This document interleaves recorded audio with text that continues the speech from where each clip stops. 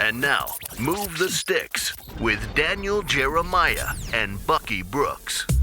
What's going on, everybody? Welcome to Move the Sticks, presented by the Ford F-Series. He is Bucky Brooks. I am Daniel Jeremiah. And Bucky, one of our 3 shows of the week. We keep you busy here, Move the Sticks, but I think this might be the best show we've got all week. I'm pumped about this one. Oh, this is absolutely a 5-star show. We have so much content that we're going to cover. We're going to talk about the Game of the Week breakdowns, Chargers and the Pats, Texans versus the Seahawks, ranking the top 10 players from the 2016 draft, which is always fun, and then the scariest players on offense and defense to game plan against. And we've got our college picks, which breaking news I suck at, but today I'm going to do better. I promise I'm going to be better. I'm going to do better. Come on. Before we get to all that, though, we got a little bit of breaking news. Recently just came down the extension for Telvin Smith, the linebacker, explosive linebacker out of Florida State for the Jags, who's been an outstanding find for them. I thought a very wise move. 4 years, $44 million. Lock him up. You have to lock him up. This has been one of their best players over the past 4 years. He is a terrific, instinctive, and explosive playmaker. And we've talked about the Jacksonville Jaguars, and one of the reasons why they're kind of creeping into contention has been their ability to really land gems amongst that front seven.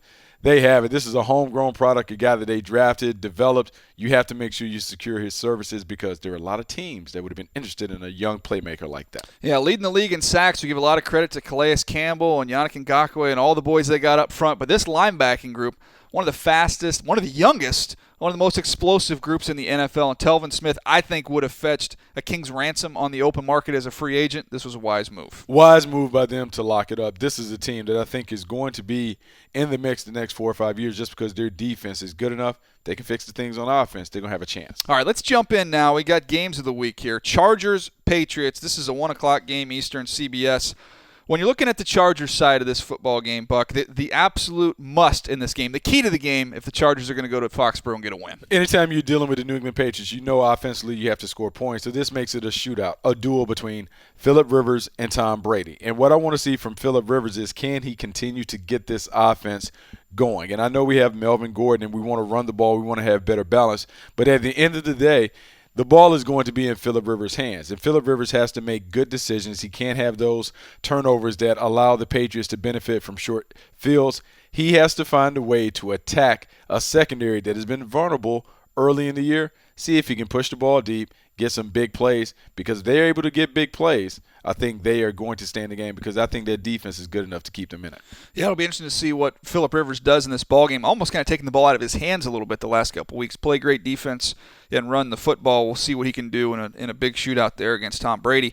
I'm going to go to the defensive line here for the Chargers and say they need to absolutely dominate this game at the point of attack. And I think when you look at Joey Bosa and you watch a tape of him and see what he's capable of, there's no question in my mind this is a matchup that favors the Chargers. You see Joey Bosa here working against the Denver Broncos, Buck, and this has been something that he's done throughout his young career. He's been a major problem. You're going to see him big ball block. What do you mean by that? They're going to try and cut him. He gets his hands down, stays off the ground, gets pressure on Simeon. Now he loses balance, but great players don't stay on the ground long. Pops right back up and gets a sack. Now you're going to see not only do the sacks matter, is can you affect the quarterback.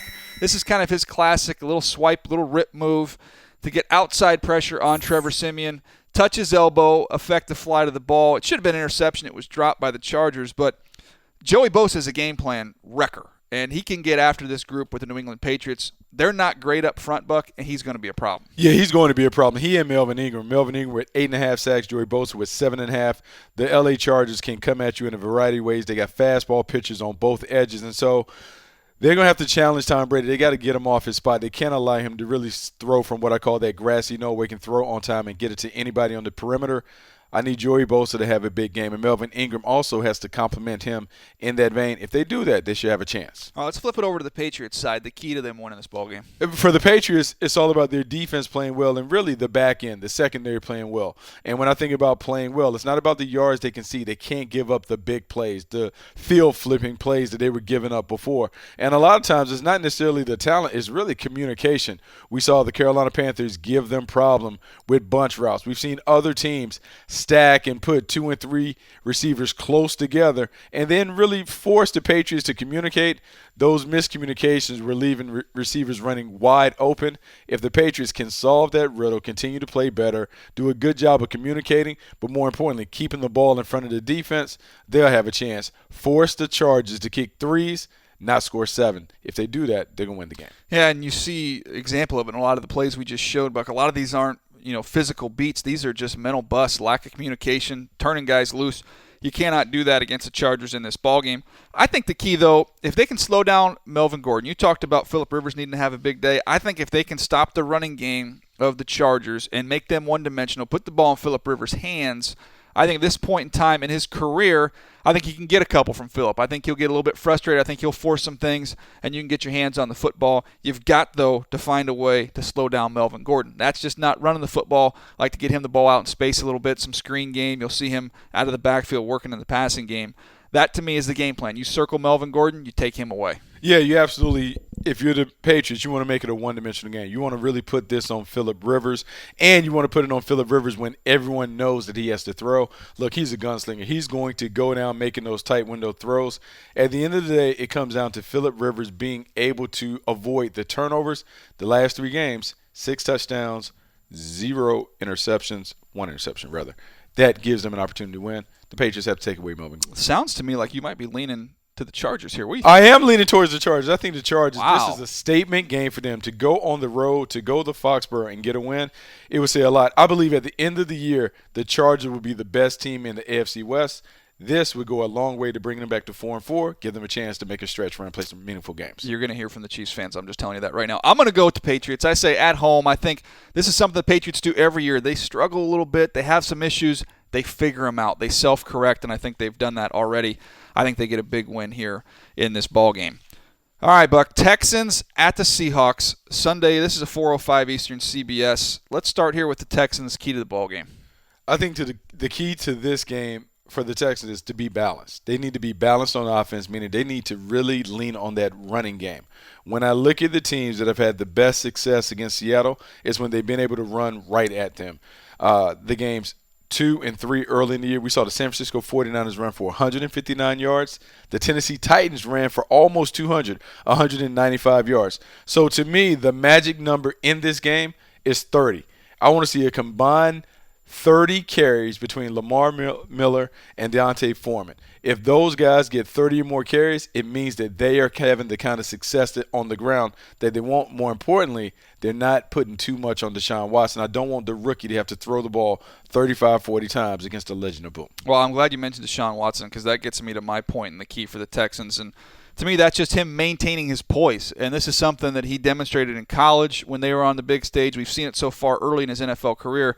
Tremendous poise. And when you go and look at the tape, Buck, I can find examples of that poise. It's being able to recognize what you see, to be able to cash it in when you get big play opportunities.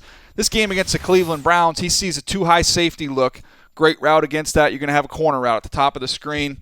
See the safety rotate even more to the middle of the field. He's got to read that corner and just make sure the corner does not sink too deep underneath this corner route. He doesn't. Holds the safety with his eyes, and he's got a layup touchdown here down the field to Will Fuller.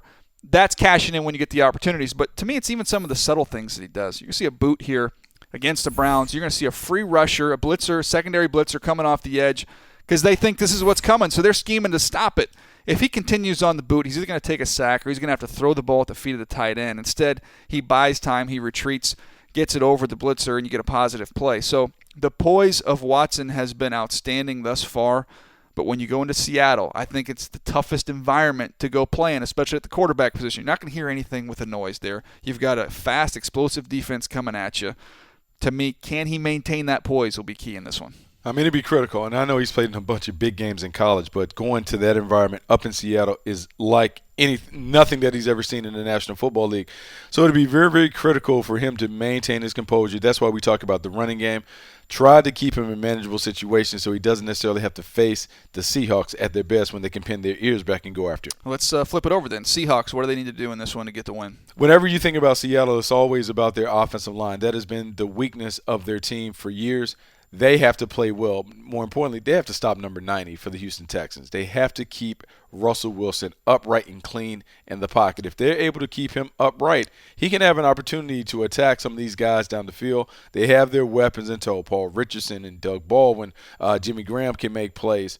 If they can protect, I think Russell Wilson will like some of the matchups down the field, but it's all about keeping number 90 from making those kind of hits on him in the pocket. Yeah, and if the ball goes down on the ground, he's going to palm it, he's going to take it, and he's probably going to find a way to score. So I agree with you. You got to keep Clowney away from Russell Wilson. That's a big key. To me, though, when I look at this Seattle team, and let's go to the secondary here. Got the great nickname, the Legion of Boom. You got so many great players there. But as I look at the paper, and I see right now, Buck, this team has 4 interceptions right now. 2 of them are not secondary players. Their 2 picks, Earl Thomas and Justin Coleman. Pete Carroll preaches, Buck. It's all about the ball. It's all about the ball. That's his famous line. They've gotten their hands on footballs. They haven't finished. I think when you look at this secondary, they've got to get a couple in this game against Deshaun Watson. It's all about the ball. Seattle's got to find a way to finish in that secondary. They have to find a way to finish. With Deshaun Watson, he has been so effective by taking care of the football for a young quarterback. But you want to harass those receivers. When I look back at Deshaun Watson's struggles, the toughest game that he had this year, I think, was against Kansas City, and Kansas City played a lot of man coverage. They took away the layups, and they made him make tight window throws. The Seattle Seahawks would do something similar. A lot of man coverage, a lot of single high safety. They will dare Deshaun Watson to make these mailbox throws that you've talked about. Let's see if he can deliver down after down, or if you give them a couple turnovers off tips and overthrows because the coverage is so tight. All right, let's pick some winners here. Who do you like? I'm going to go with Seattle in that environment at home. The Seahawks are just so tough to beat. I'm going to go with Seattle. I hate to doubt Deshaun Watson, but I'm going to go with Seattle as well on this one. I think their defense does get their hands on some footballs. They generate some turnovers, and they end up winning this one. All right, Buck, for game picks, we got a show for you. If you enjoy picking games, we got one for you. Oh, podcast pick 'em. Got it. NFL Pick'em. Man, the podcast Pick'em is That's old school. That's new NFL school. Pick'em. There you see all the featured podcasts, DDFP, around the NFL, our Move the Sticks, and Game Theory and Money. We all contribute Pick'em. There you see it. Saturday, 8, 3, and 11. Sunday at 6 a.m. One of the more interesting storylines this season has been the turnaround of the Pittsburgh Steelers, Buck. And when we talk about the Steelers, we always talk about their 3 Bs. You look at Le'Veon Bell, Big Ben, and you look at Antonio Brown. But when I look at the turnaround, I've got 3 Ps, the reason for that turnaround. You see them here, power, patience, and presence. I'll explain in a minute. But first of all, tell me what you see when you look at the numbers, weeks 1 through 5 versus weeks 6 and 7. Well, weeks 1 through 5, this is a team that really didn't stick to their identity. You see, they were getting less than 20 points per game. Too many giveaways. But the last 2 games, the last 2 weeks, we're seeing the Steelers that we know and love. The biggest thing that stands out to me, the rush yards per game, 173. It means that the Steelers have turned to number 26, Lev Bell, to be the focal point of the offense. Everyone else is complimenting that, but the offense is thriving as a result. All right, I want to get to the tape here and tell you what I mean by the patience, the power, and the presence, because you can just look at this game against the Cincinnati Bengals, and when you break it down, you saw those first games, a lot of turnovers from Ben. This is about the patience. You want to rush 4 and drop 7. I'm going to take the check down all day long to Le'Veon Bell, and good things happen when you get 26 the ball. You're going to get a big chunk play there by him, and you see some of the physical presence to go ahead and finish right there. Another example, rushing 4, dropping 7.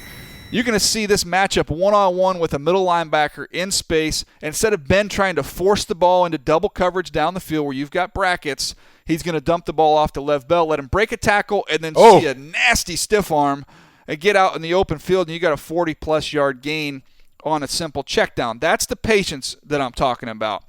Now, when you look at the power, you mentioned the running game, Buck, and what they've done. Don't be discouraged by a box count. They've got 9 in the box here for the Cincinnati Bengals.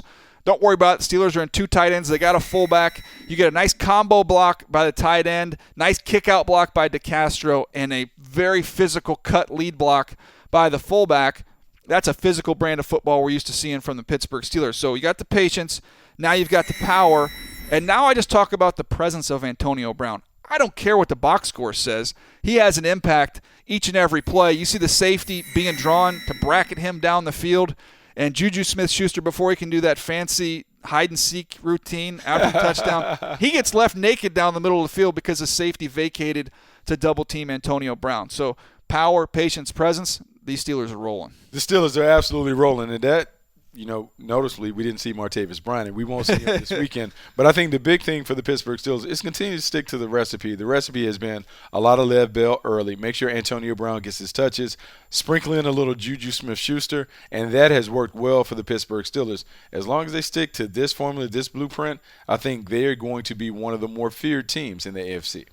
Yeah, they've got it going. Steelers are in a really good spot right now, and you look at the way the Browns are a complete mess. The Ravens have not been good. They don't have enough weapons to compete. And the Bengals, when I look at their roster, I don't think the sum is as good as individual parts. They've got some good players, just haven't got it completely figured out yet. All right, Halloween's coming up Tuesday, right? So we're going to have a little fun here. Scariest players to game plan against. Look at this. We got a little fancy. How about that graphic? How about some music? Oh, yeah. Due to copyright, this is not the Addams Family, but it's very eerily similar to the Addams Family. Ooh. How about that? I think we should save this music for when I make my college picks, but that's just me. Offensive players to game plan against, Buck, the absolute scariest. Who are they? We're going to start with the GOAT. Tom Brady, he is the best in the biz. He deserves to be on this list because no matter what you do, he has already seen it. He finds a way to consistently deliver the kind of production that you expect from a quarterback. He is a franchise quarterback. He is the epitome of what a franchise quarterback does. No matter what is around him, he finds a way to move the offense. The best that I've ever seen. Gets the ball out quicker than anybody at the position. And because he gets it out so quick and because he's so accurate, I really don't know how you defend him. He keeps defensive coordinators up all night trying to come up with plans to slow him down. Yeah, I think scary indeed. I remember being with teams, notably with the Ravens, when we'd have that week against New England Patriots. And as a young guy, you were in that office all day and all night. And I remember saying, man, this defensive staff haven't left yet, huh? Like, oh, it's Tom Brady this week. Got to stay a little longer. Same thing for Peyton Manning when he was rolling. All right, that's a good one. Who's another one? Le'Veon Bell. You just saw the clips that you broke down in terms of his patience, his power, his ability to really make things happen. That is why he's there. Le'Veon Bell said something early in the offseason that kind of made people snicker, but he is right. He is the rare combination of skills where he is really a number one running back and a number two receiver. And you just don't see that combination in one guy. He can run inside and outside with power and authority, has some finesse, but he can line up outside and play wide receiver. When you have someone that is that versatile, that dynamic, he's really an unstoppable force. And we've seen the last 2 or 3 seasons, he has been an unstoppable force in the league, continues to be that way today. I know in the AFC North, he's definitely viewed as scary. All right, you get one more here for your top 3 scariest offensive players to game plan against. This is a bit of a surprise, but I'm going to go with Tyreek Hill from the Kansas City Chiefs. And one of the reasons Tyreek Hill deserves to be on the list, he can impact the game in 3 ways. As a runner, returner, and a receiver. We have seen him on trick plays, take it to the house, on jet sweeps, on handoffs. We've seen him go over the top of the defense, like on some of these vertical plays that we're seeing now. And then in the kick game and the return game, he is a scary guy to defend. When you think about the Kansas City Chiefs, mission number 1 is to stop Tyreek Hill and not let him throw up the deuces, because that means he's on his way to a score. That is a good group there. You got 3 scary offensive players. I'm going to go to the defensive side of the ball, though. I'm going to make a request, though, behind the glass. Can I get the scary music to roll throughout the whole thing? I'd like to let it roll. You can lower the volume if you want, but I like hearing that when I'm talking scary players. Number 1, Joey Bosa. You want a game plan against Joey Bosa? Good luck, because Bosa can line up outside. You can kick him inside to a 3 technique. The effort is ridiculous. You can't game plan for that. He never stops coming. He can take over and dominate a football game. What do you think, Buck? I mean, he's absolutely one of the best pass rushers that we've seen in this league. He dominates. He gets better and better. Then he has a partner on the other side that allows him to get one-on-one matchups. Joey Bosa is a monster off the edge. I do kind of feel like I'm on a merry-go-round right now, and I'm enjoying that here with the music. Let's go Aaron Donald, number 2 on the list.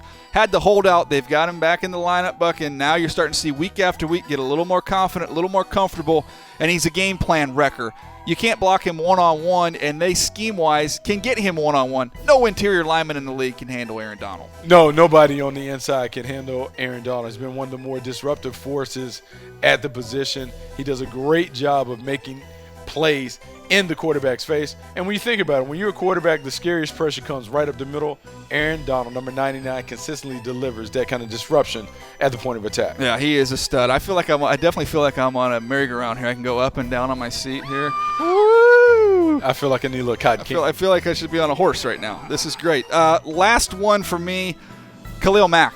every time you put together an advanced scouting report for the Oakland Raiders, that is a name you circle because he can ruin it for you. He not only can get home, when he gets home, he likes to get the ball out as well. He can take over a football game by himself. He absolutely can take over the game by himself. We have seen him win with an assortment of power moves coming from that defensive left that really makes it hard for right-handed quarterbacks to see. Khalil Mack, the reigning Defensive Player of the Year, continues to get better. He is a force, a terror off the edge. Terror, good Halloween word. Can we do that laugh, that creepy laugh as well? Do we have that? That is awesome. Ghouls and goblins. It's called the Jerry Helm Evil Laugh. They have names for screams now. Hats off to Jerry. Yeah, Jerry, whoever he is in his laugh. All right, let's go back in time a little bit here, Buck. Come on, man. You know I love going back. Let's get in the DeLorean. Let's go back to 2016. And that's not that far back. No, look, this is a draft class when we were leading up to it. We thought, maybe not a lot of sex appeal here. But looking back on it, and you can start at the very top as we throw it to Commissioner Goodell, turns out it's been pretty darn good. With the first pick in the 2016 NFL Draft, the Los Angeles Rams select Jared Goff, quarterback, California. With the second pick in the 2016 NFL Draft, the Philadelphia Eagles select Carson Wentz, quarterback, North Dakota State. Well, it turns out there were two franchise quarterbacks plus another franchise quarterback we'll get to in a minute here. But here's how it shook out, the top 10 picks of that draft. Tell us what we got here, Buck. Jared Goff at 1, Carson Wentz at 2, Joey Bosa at 3. Man, Ezekiel Elliott, Jalen Ramsey. You can say that the top 5, all those guys will be perennial Pro Bowl players. We can continue to talk about them competing. Stanley, DeForest Buckner, Jen Conklin, Leonard Floyd, and Eli Apple at 10. Look, there are no notable misses in that top 10, and that is rare. All of these guys have had some success in their career right up the gate. Well, I hate redrafts. I don't like trying to assign. No redos? Trying to assign players to teams, I think that's kind of goofy because you don't know who they have on their team at that time. It gets messy. But I do like going back and re-ranking guys personally, and so this would be mine looking at the draft now, a year and a half later. I would go Carson Wentz number 1 in this group. Dak Prescott, who obviously the steal of this draft, would be number 2. Bosa 3, Elliott 4, Ramsey 5, Goff 6. Jordan Howard, second in the league in rushing last year, would be Jordan number 7 Howard is top 10 list. player. Wow. Based off what Jordan Howard? Miles Jack and what he's brought to the table this year healthy, he's been outstanding. Tyreek Hill, your guy at 9, and Michael Thomas, 90-plus catches, is on track to have another good year this year. So if I was doing it right now based off what they've done, those would be my top 10. But you get your own top 10. Go ahead. I can't dispute it. I can't dispute that list. Michael Thomas, I feel like Michael Thomas grinded on you a little bit. So he hit me hard. He hit me hard. Move on. I mean, my list, my board. Oh, I'm looking here at Carson Wentz, Buck. We're showing a little tape here of my number 1 guy, and he, to me, is in the MVP. He's in the MVP discussion. If he's not the favorite, he's one of the 2 or 3 guys right there at the top. I mean, to me, you look at the Eagles, the way they're built right now, it's all about building around him. Get some more offensive line depth next year, continue to add weapons around him. But they've got a perennial Pro Bowl player at the quarterback position. That's why I had him at number 1. I get to highlight a couple more guys on my list here. Miles Jack came in at number 8. Based off last year, he wouldn't be in this top 10 list. But now that we're seeing him comfortable, healthy, and playing significant snaps for the Jags, he's the same guy we saw at UCLA. He is the same guy we saw at UCLA, and it's funny, he would have been a top 3 or top 4 pick prior to that injury that he suffered at UCLA. He's one of the guys that we always talked about in that class. He is now living up to the hype. Yeah, he was actually, I think, number 2 on my sequence list coming into the draft. Fell into the second round for those injury concerns. And Mike Thomas, we joked about him wearing on us a little bit. Man, he was not happy with where he was rated. Went in the second round, and he's turned out to be a perfect fit for Drew Brees in the system. He's ultra productive. I think he's a number 1. I don't think he's just a possession guy. He's capable of winning on third down and in the red zone. That's how I look at a number 1 receiver. He's been outstanding, so he was number 10 on my list. But let's get to your list now, Buck. I got a chance to break down mine. What do you got?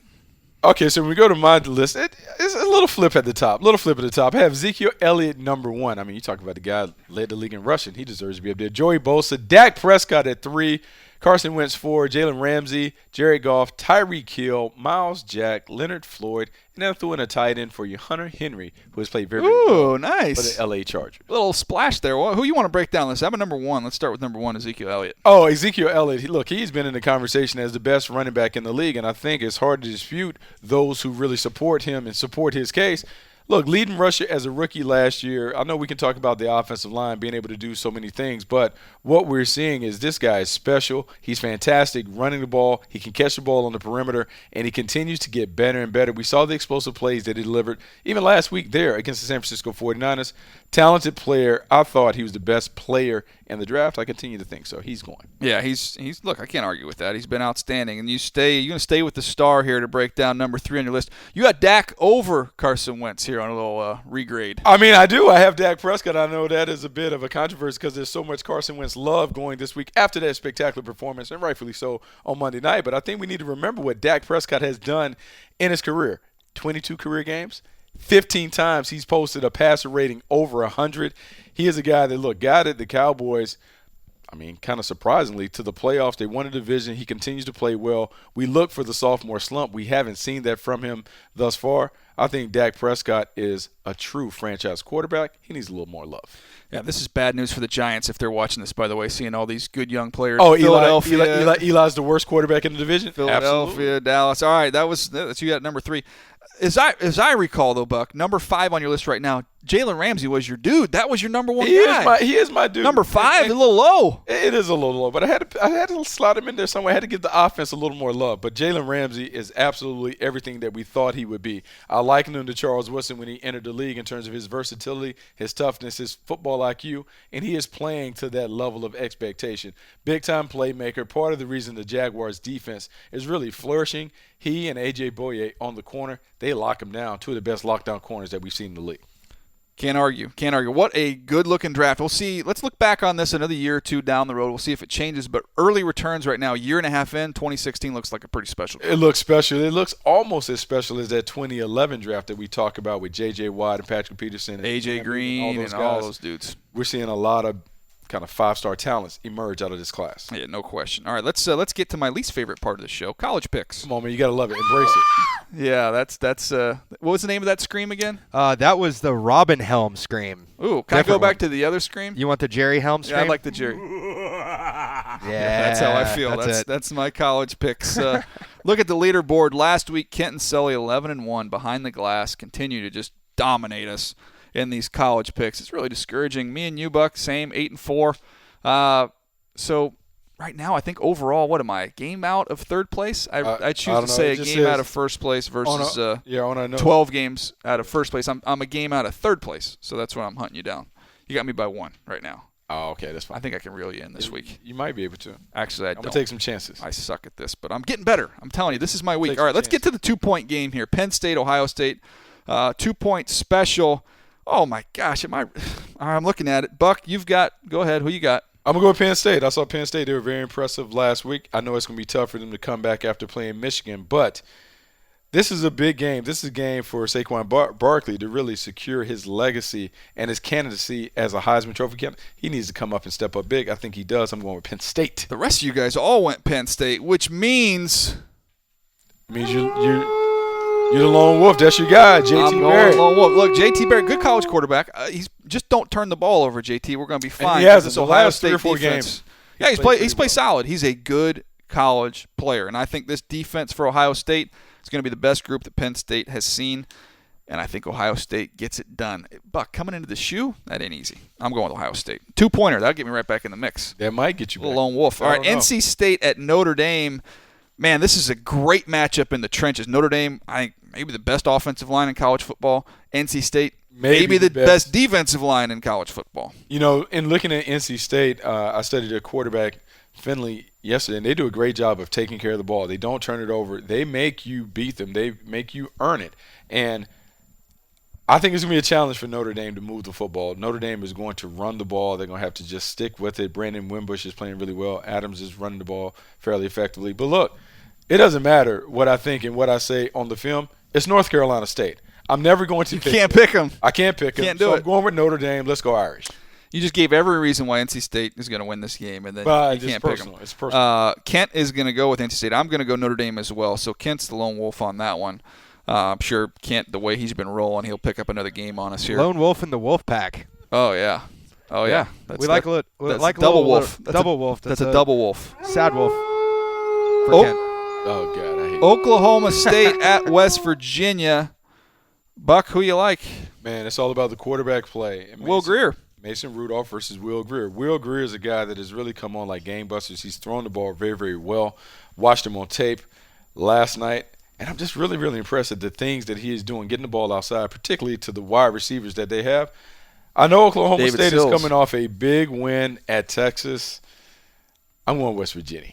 Whew, and you're going to have to hear that soundbite one more time. Oh, Lone Wolves, let's go. Because the rest of us are going with Okie State on the road. I don't know why you guys are going with Oklahoma State. They got a bunch of wideouts. They got a quarterback that can get hot. They have more wideouts than they know what to do like. with. It's a shootout. It's a high-scoring game. And West Virginia, this goes back to me, I believe it was last year, buying into West Virginia when Oklahoma, I think, came rolling into town, and Oklahoma just beat the brakes off them. That was like one of the colder games, I haven't too. forgiven them since that. All right, let's move on here. Number 4, TCU at Iowa State. And truth be told, first of all, who do you got here? I'm going with Trill. Kenny Hill has been playing out of his mind quietly. No one is talking about the kid. The quarterback from TCU is doing a really, really good job getting the ball to the playmakers. I believe he leads the Horned Frogs to a win. Everybody else liked TCU as well. I'm going to tell you exactly how I came to my pick. These games like this one where I don't have a great feeling either way, I went to the coin flip.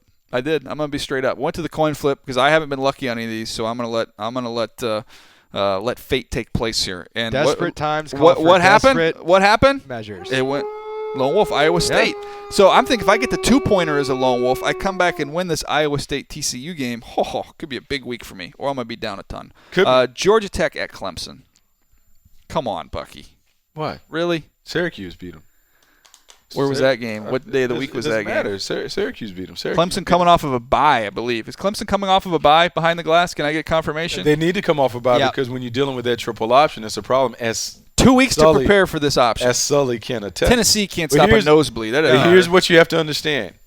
Georgia Tech has always given Clemson problems. They just have a tough time with that triple option. And I just believe as they run this, and Paul Johnson digs out there with, if you notice, he doesn't have a play sheet. It's all off the top of the dome. He's going to find a way to – You need a play sheet when you got 4 calls, Clemson. Dude. What are you talking about? Midline. That's it. That's it. Yeah. Did you see? Triple option out this left, Remember the Titans? It's like Novocaine. That's right. It's like Novocaine. This wears you down. All right, Buck, you're going solo on that. I got Clemson, as does everybody else behind the glass here. So Georgia Tech wins. I owe you a phone call and an apology. Come on. Washington State at Arizona. No Lone Wolf here. We're split 2-2. Bucky, you like the Fighting Luke Falks on the road here? I'm gonna go with him. I'm just banking on this. You haven't switched any of your picks. Normally you switch a pick. Nope. The experience, Luke Falk. I'm saying he bounces back, continues to build upon the momentum created last week. I think they get it done. And if not, I know that Mike Leach will get those guys in order because he get them up downs. Doing up downs. Give some up downs. Up downs in the middle of the game. I like that. I think I'm gonna add that to my philosophy. I like that. Get the players to really hate you. Watch out, Notre Dame High School. Some up downs are coming during the game. I'm going Khalil Tate. Nobody stopped him yet since he's taken over the job here at Arizona, running all over people at the quarterback position. Rich Rod has his guy, and Rich Rod got a little feel, a little flow now with this offense. Rich Rod is the 5th highest paid coach. 5.7? Is that what he's like? 5.7? Woo-hoo! Rich Rod. Rich Rod. I'll let your boy. Nicely done. Hyten brought up, is Michigan still paying him? Gee. Oh, that's that. They went to the Fiesta Bowl and he cashed that thing in, man. Woo. Man, $5 million. Good for him. I've got Arizona, Sully, Washington State, Kent, Arizona. So we're a little split on that one. Can we see the board for the rest of the games here? We've got Georgia, Florida. We've got Bucky. You're going Florida. I'm going Georgia. Man, we are going to be. You might pull out a big lead on me, or I'm going to catch up. Then we've got UCLA, Washington across the board for everybody. Texas Tech, Oklahoma. You and me have Oklahoma. We all have Oklahoma. USC, Arizona State. Believe you. I cannot believe you.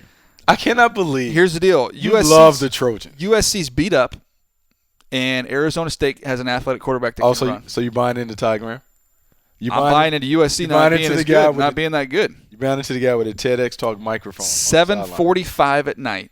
Come on, it's perfect. Fork 'em. A little tired. I don't know if I'm going to stay up for the end of that one. Fork 'em. Yeah, Sully's with me. He's going Arizona State. Are you going with Sparky? Yeah, Sparky. Fork 'em. We'll see. Oh, let's go, baby. Man. Coming off a big dub. I'll tell you what. Prisoners of the moment. If SC loses, Prisoners of the moment. That's a hot You'll seat. start hearing some buzz there. That will not be good. Oh, yeah? Chip Kelly? Oh, Chip nah, Kelly? I don't know about that. I'm Chip just saying Kelly? the natives will be restless. Chip Come on, Kelly Chip. coming to SC? How many days a week we do this show? 3 days a week. Why don't you tell the folks about that? Oh, 3 days a week. Make sure you check out our podcast 3 times a week. Sunday night, we give you the 10 takeaways from the games. And then, look, Thursday. Tuesday's audio. Thursday is all video because you're watching us today. So it's everything. Yeah, NFL.com/MTS video. If you're listening to the show and you want to watch it, you can check it out there. You can also find it on NFL Now. All of our videos, NFL.com/MTS video, as just mentioned, YouTube.com/NFL. You can find it there as well. Hey, this has been a fun one. Just before we leave, before we sign off here, can I get one more of the laugh? I like the laugh I like. That's it. The Jerry Helm. Hashtag Jerry Helm laugh. Yep. That's going to do it for us here. Move the 6. Presented by the Ford F-Series. Thanks for listening. Thanks for watching. We'll see you next time.